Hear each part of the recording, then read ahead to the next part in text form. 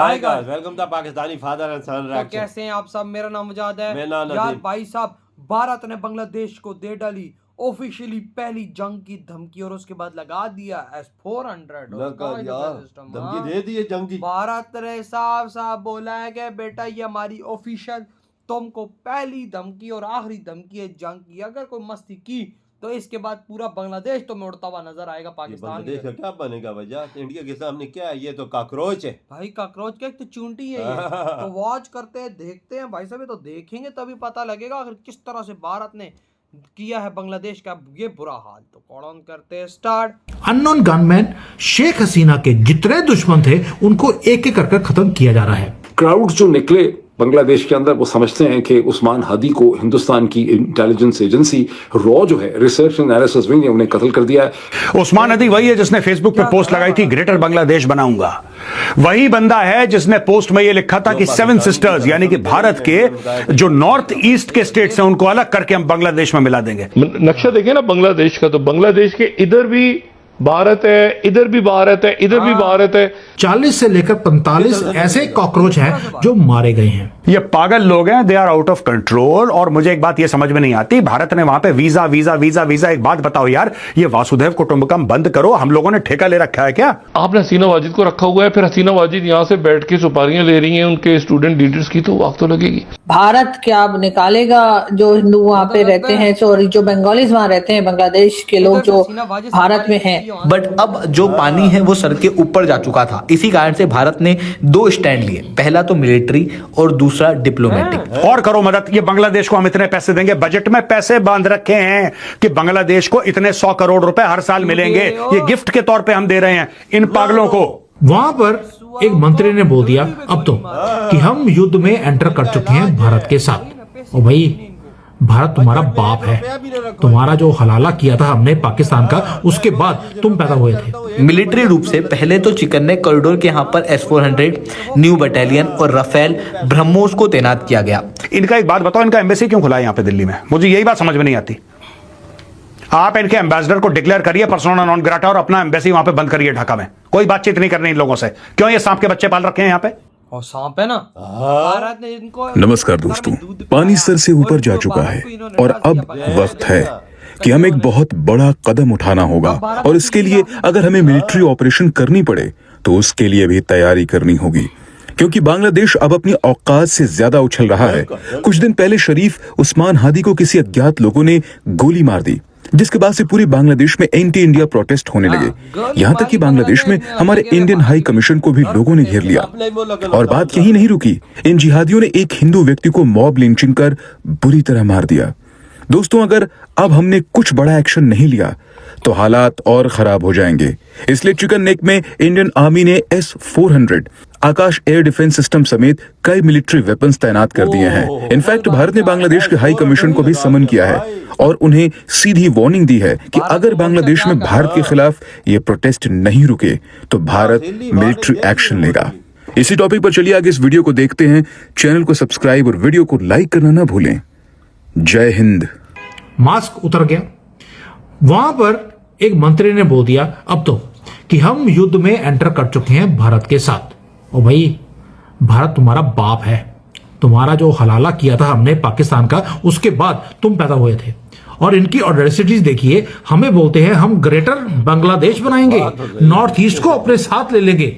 और जिस बंदे ने बोला था, बोला भी क्यों था? क्योंकि इनको लगता है कि पाकिस्तान, चाइना, अमेरिका का डीप स्टेट सारे हमारे साथ हैं। चलिए कोई बात नहीं, इनकी नजर है कि चिकन नेक को काटना है।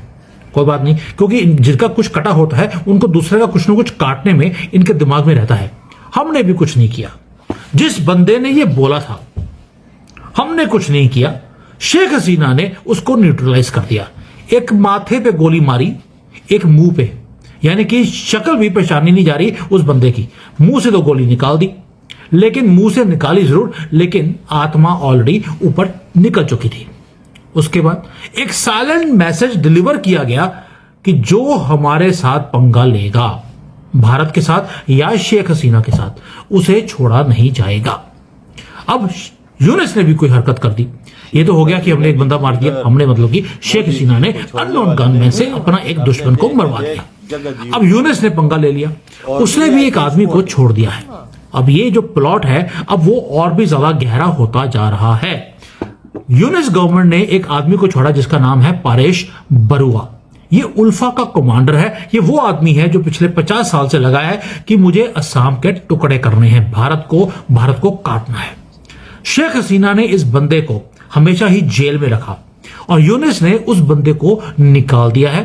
साथ में उसने बोल दिया जितने जिहादी हैं अब सारे इकट्ठे हो जाओ, अब भारत के साथ हमने लड़ाई कर रही है, युद्ध शुरू हो चुका है। सीधे तरीके से युद्ध कर नहीं सकते, ये कम्युनिटी ऐसे ही करती है। ये एक आदमी को अकेले को मिलेगी, उसको मारने की कोशिश करती है, आएंगे खुद झुंड के अंदर, डरपोक आदमी जो है।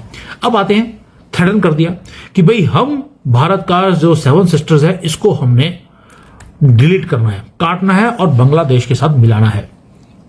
मुझे लगता है कि अब इनका कुछ परमानेंटली कटेगा बांग्लादेश का। पहले तो कुछ थोड़ा सा कटा था, इस बार कुछ ज्यादा ही काट दिया जाएगा।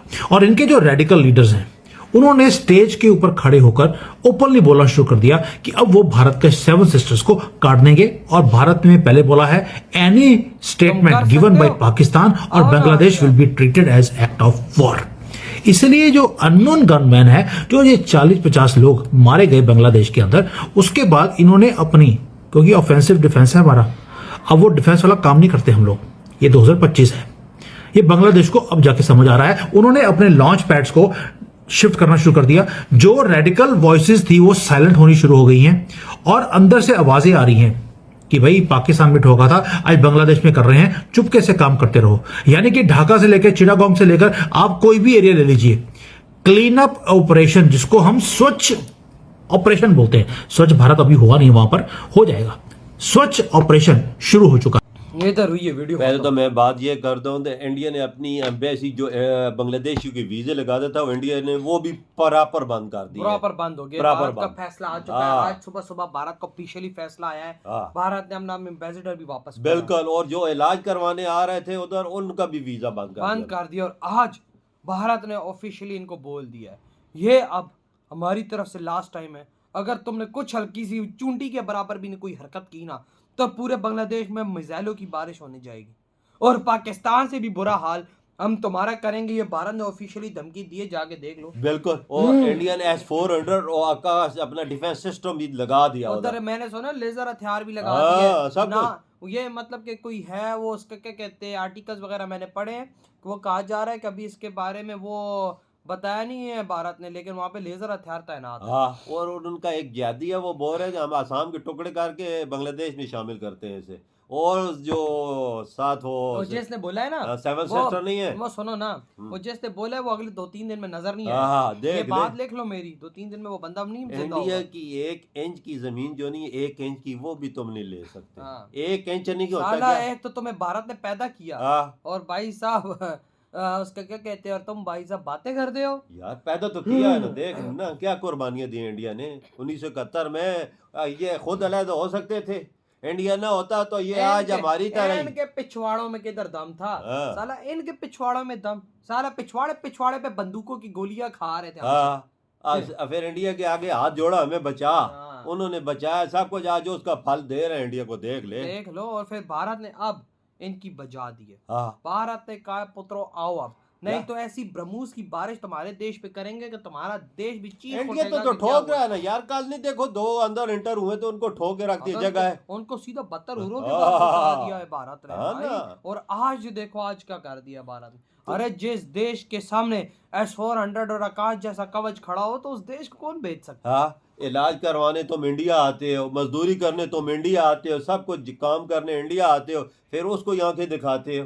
क्योंकि बांग्लादेश में मजदूरी तो कोई नहीं है। आज भारत ने वही नहीं 2 आंखों में हाथ डाल के आंखें निकाल।